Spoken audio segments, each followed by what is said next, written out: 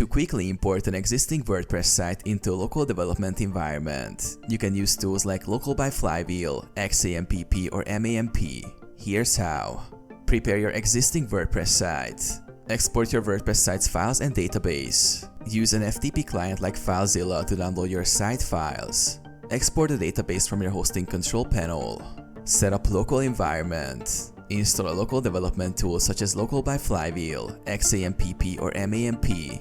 Create a new local WordPress site. In Local by Flywheel, click Create a new site and configure the settings. For XAMPP or MAMP, move the site files to the htdocs folder and create a new database in phpMyAdmin. Import your WordPress files. Copy the downloaded style files into the local WordPress directory.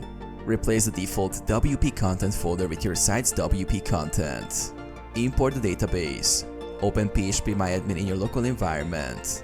Import the previously exported database into the local database. Update configuration.